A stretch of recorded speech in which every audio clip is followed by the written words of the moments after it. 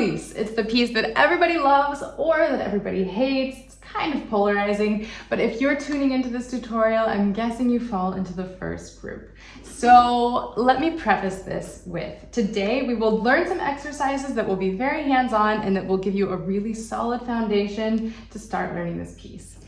If you're just looking for a tutorial that's going to show you the notes and you can copy every single thing that the person in the video is doing, this maybe isn't the tutorial for you. There are countless resources available on the internet that allow you to just imitate what's going on the piano, and there's absolutely nothing wrong with that. But that's not how I approach learning, and that's not how I approach teaching. So what we're going to do in this lesson is talk about all of the elements that you should take into consideration when you're first starting this piece, maybe how to judge if you're ready to start learning this piece, and some preliminary steps that you can learn that can help prepare you to really hit the ground running, whether you feel like you're ready to start the piece today or you want to hold off a little bit.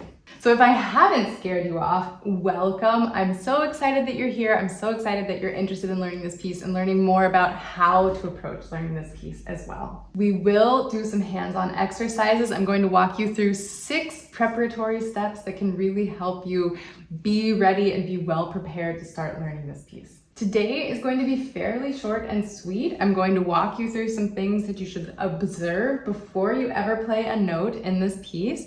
And then we're going to learn some exercises that can help you really prepare yourself to sit down and feel comfortable getting started with the piece. So first things first, this piece was of course composed by Ludwig van Beethoven. The title that it's given, or that it's commonly called by, Für Elise, actually comes from German, Für Elise. Whether this piece was written for Elise or someone else, perhaps Therese, check out this video from my incredible teacher if you would like one possibility of the story behind this piece.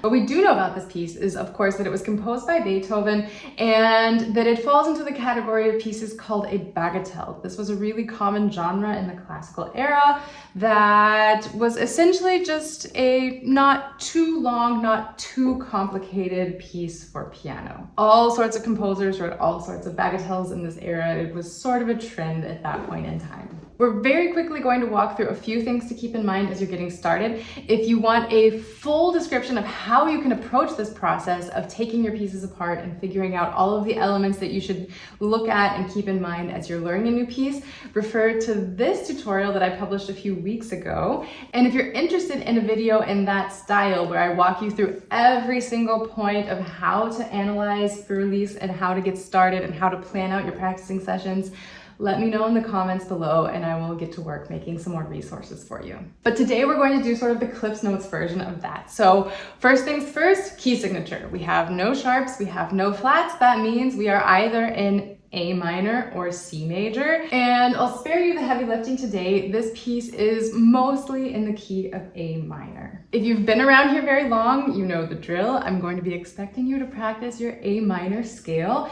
You can refer to these shorts that walk you through the A natural and harmonic minor scales if you need any help on that front. Then from there, we have our time signature. Our time signature in this piece is 3/8 time. So we have 3 beats per measure, and our main beat, the main count that we're keeping track of, are 1/8 notes. In case this is something new for you, basically what you need to keep in mind is the 1/8 note is your main beat. So how you would usually count quarter notes, that's how you're going to be counting your 1/8 notes in this piece, which means that the 16th notes are going to play the role of 1/8 notes in 3/4 time, for example.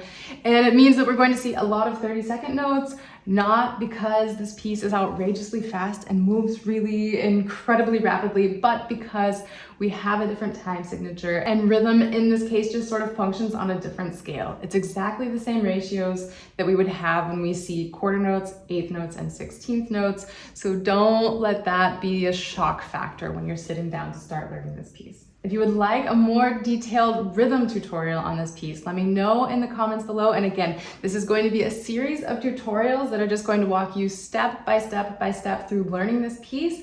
And I want to make sure that you have all of the resources that you need. I also recommend taking a look at your tempo marking before you ever get started, not because you need to sit down and immediately play in tempo, but because it's nice to know where you're headed and what you're aiming for. And it also helps you sometimes interpret rhythms. It also helps you interpret the piece before you've ever played a single note, just understanding what the composer was looking for as they composed the piece. Für Elise has the tempo marking poco moto. That means a little bit of motion. That's important to keep in mind because that also helps offset this shock factor when we see those 30-second notes and we think, oh gosh, it's gonna go fast, fast, fast, fast, fast. But no, it's just a little bit of motion.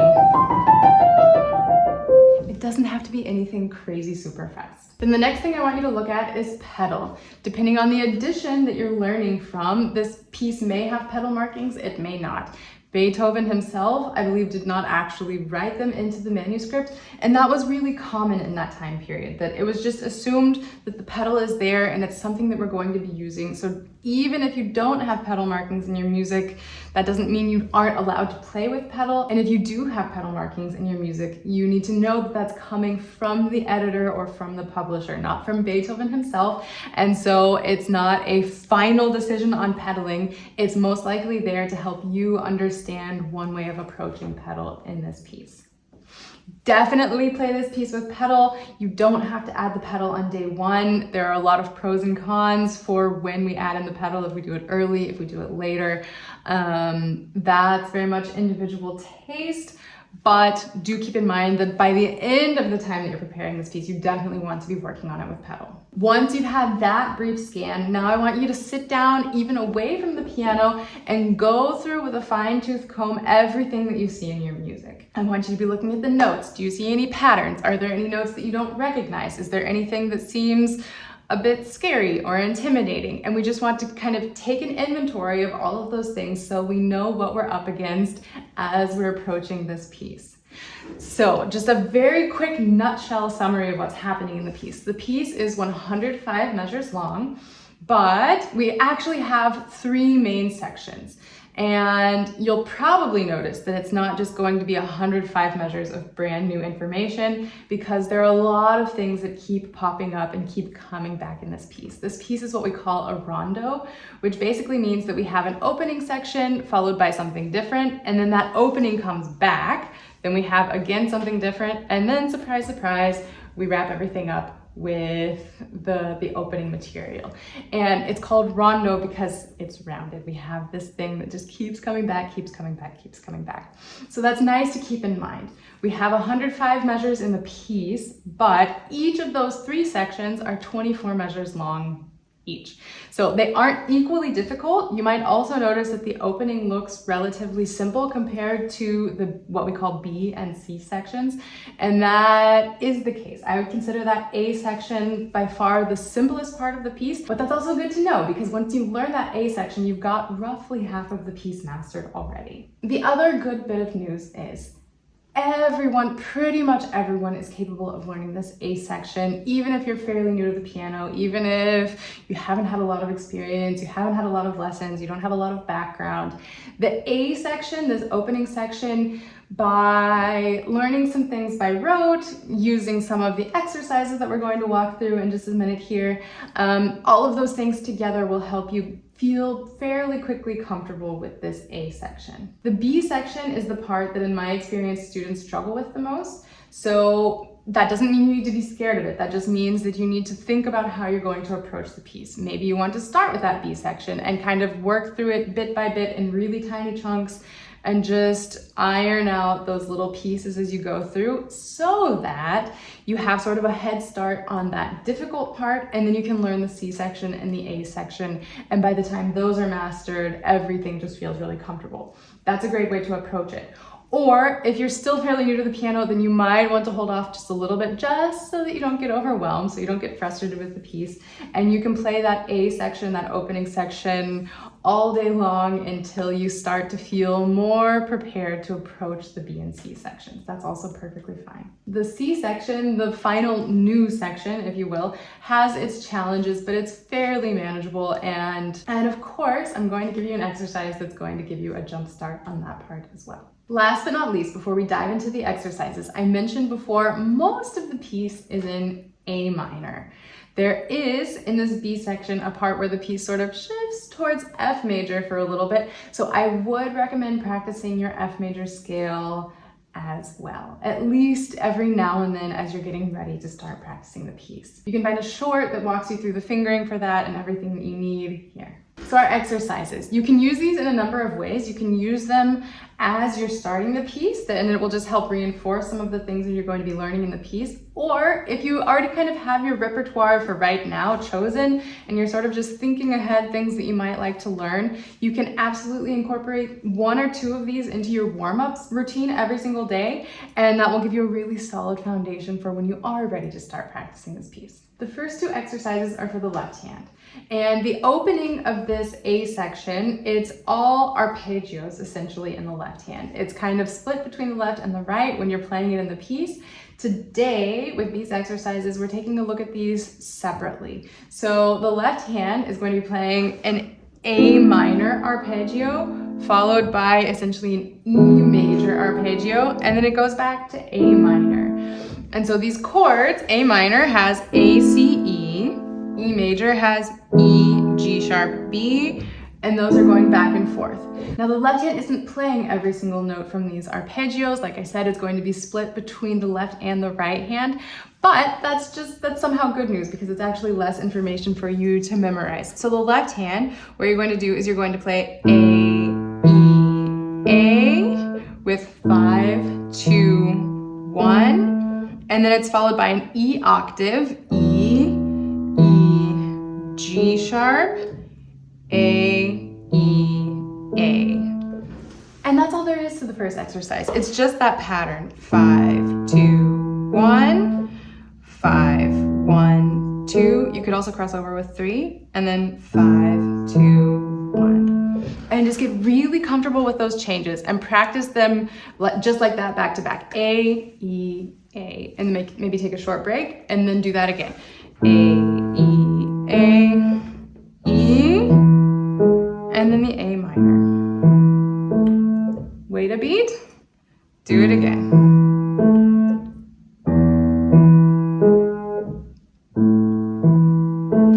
That's all there is to it. It's taken directly from the music, and if you get really comfortable with that pattern, learning that opening section is going to be a breeze. The second exercise you're going to practice expands on that a little bit because now our pattern brightens up for just a minute. The sun comes out. We have C major, C, E, G, G major, G, B, D, and then our A minor that we've already learned, A, C, E, and E major, E, G sharp, B. You can also absolutely practice just playing those chords and jumping from pattern to pattern.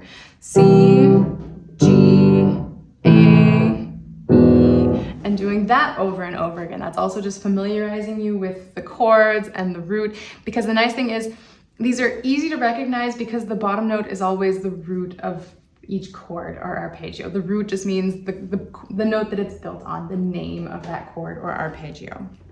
So our bottom note here is C, G, A, E. And if you practice those chords also, you're just going to get really, really comfortable with that idea. And when you're ready, you can turn that into the same sort of pattern that we did in exercise 1. So you're going to do C, G, C, and then now we have a G octave followed by B, G, G, B. The A minor arpeggio is what we already learned, A, E, A. And then the E is where we get a little bit of a twist. So we just play E, E, E. And I do want you to do exactly that fingering. You can start on your 5th finger and then jump with your 5th finger to the next E. And that fingering is really important because I already want you practicing that last group has a legato connection. We want da-da. We don't want all staccato, for example. The first one is all on its own, and then that second octave into the third is connected. It seems like a picky thing, but it really does make a big difference.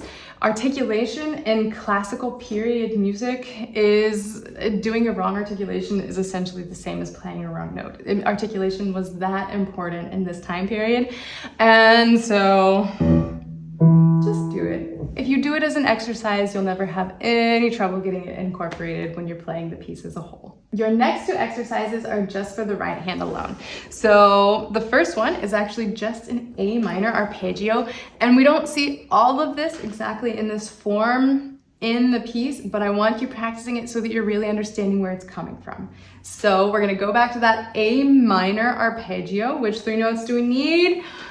A, C, E, exactly. And what I want you to do is you're going to play essentially every inversion of that A minor arpeggio. We're only gonna do three notes. We're not gonna do a full octave like we sometimes do when we practice arpeggios. So it's just A, C, E, C, E, A, C. And that's going to prepare you for that main melodic pattern in the opening, this.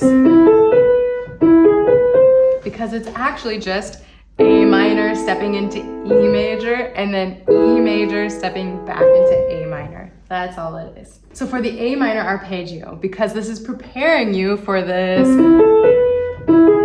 section, I actually want you to play all of these inversions with 1, 2, 4. So we're gonna have A, C, E, and then you're just gonna slide over with 1 to C, C, E, A, 1, 2, 4, 1, 2, 4.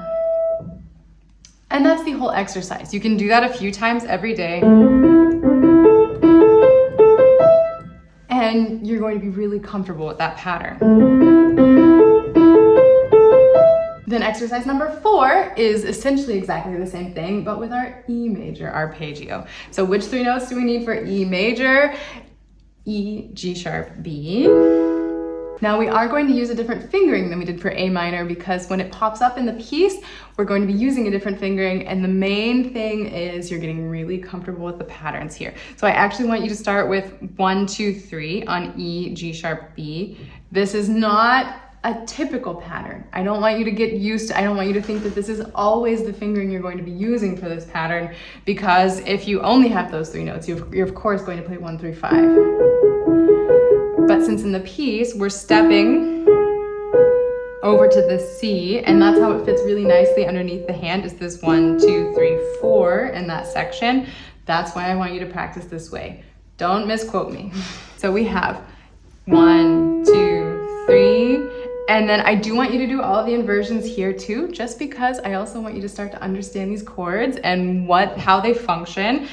Here I would go 1, 2, 4 instead of 1, 2, 3. But here you can do 1, 2, 3 again. So I'm going to walk you through that one more time. 1, 2, 3, 1, 2, 4, 1, 2, 3, 1, 2, 3. So here it's 1, 2, 3, 1, 2, 4, 1, 2, 3, 1, 2, 3. Again, you're not always going to use this fingering for this pattern. This is specifically preparing you for Für Elise. Those 4 patterns have you beautifully prepared to hit the ground running with the A section of this piece. So this, of course, most famous part. And now let's look at one exercise that's going to help prepare you for the B section. So this.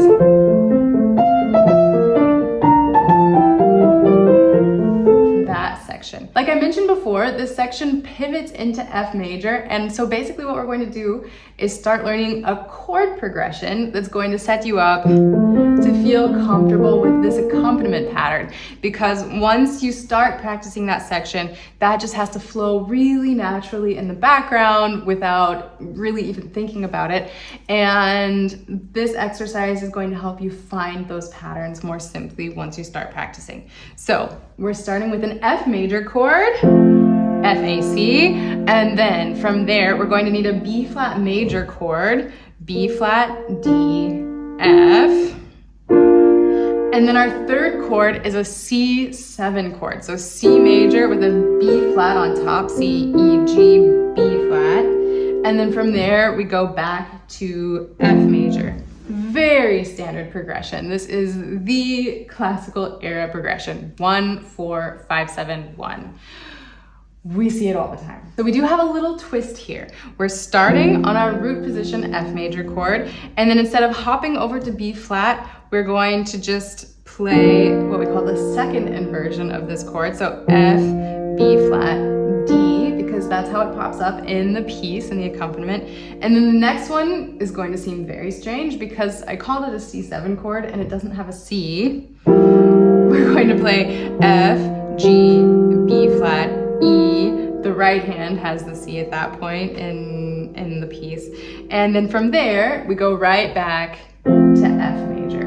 And so first, I want you to start by just blocking those chords. F major, B flat, C7, F, and get really comfortable with that. You don't need to move on from this until, I would say, don't even worry about moving on from this until you can do it without even looking at your hand, without even thinking about it too much, and find your way between each of those chords without looking. It's not like you can't look at your hand when you're playing, but if you just have that security of knowing, I don't have to, then you're going to feel really comfortable with the pattern. Once you're really comfortable with that, then you can start to turn it into the pattern that we play in the piece. So 1 and 2 and 3 and 1 and 2 and 3 and here's where it gets a little bit wonky. You have F alternates with E, and then those 3 bottom notes all come at the same time. And I didn't mention the fingering a second ago, but the fingering here is also essential. I would always use 5, 4, 2, alternating with 1. And then from there, you go back to that regular old F major chord. So I'll walk you through that one more time so you can really see the fingering, really see exactly how it works.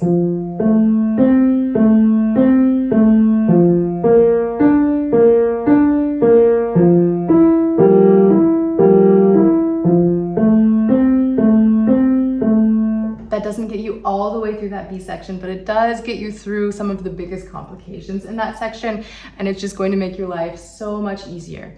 The other thing that I want you to do is once you start playing that arpeggiated pattern, I want you to be counting, because that will help anchor the rhythm in your brain, and then you're going to have an easier time fitting all of the moving parts together once you're playing hands together. So you can stick to the traditional style of counting. We have this very old school 1 and 2 and 3 and 1 and 2 and 3, and that works beautifully. Otherwise, you can just count all of the 16th notes that you have in each measure. So you'd be counting 1, 2, 3, 4, 5, 6, 1, 2, 3, 4, 5, 6. There's no right or wrong here. Best case scenario, you probably choose one and stick to it. But if you're not sure which one works best for you, you can also play around with both and just kind of see what feels right to you. And then we have our 6th and final exercise. And this is just a regular old chromatic scale. So the chromatic scale is something that to me for a really long time felt extremely overwhelming, because you see a chromatic scale in your music and you kind of go cross-eyed and think, oh gosh, what? And it looks very overwhelming because it's all sorts of notes and sharps and flats all over the place, and it's very annoying, and the fingering, and it's too much reading on top of the reading, and I found them very annoying for the longest time. There's a very simple trick. So for today, we're only doing it in the right hand, because in this piece, we only need it in the right hand. If you're really interested in chromatic scales and want to know how both of them work, as always, let me know in the comments and I'll work on another tutorial for you. But it all boils down to this.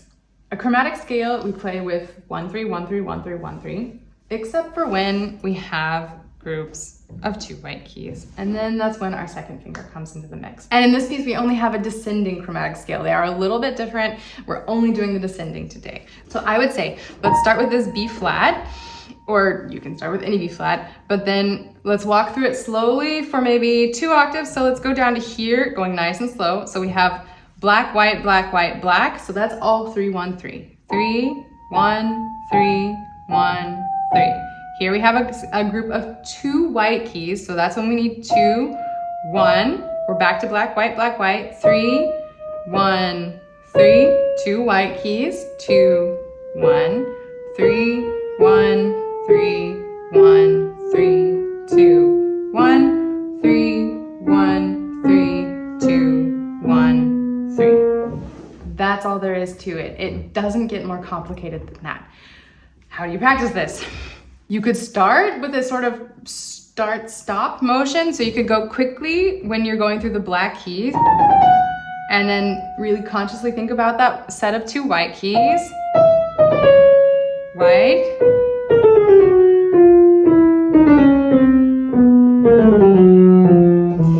That might be interesting just because it is satisfying to get to go a little bit faster. If it's only ever slow, it can be annoying. I know, I get it. A similar approach would be to go slowly all the way until you get through a set of 2 1. So for example, and then when you get to your thumb, you stop and think, okay, now I need my 3rd finger again.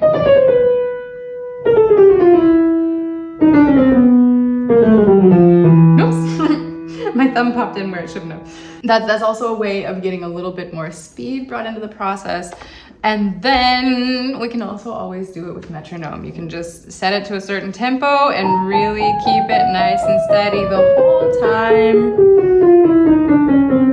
And then if you really want to get fancy, because in the piece, this is in triplets, then you can start trying to play the triplets with the metronome, and then you'll really be ready to hit the ground running when you get to this section. So you would have, let me grab my metronome. So I've just set my metronome to 100 for example's sake, and then you would want triplet, triplet, triplet, triplet.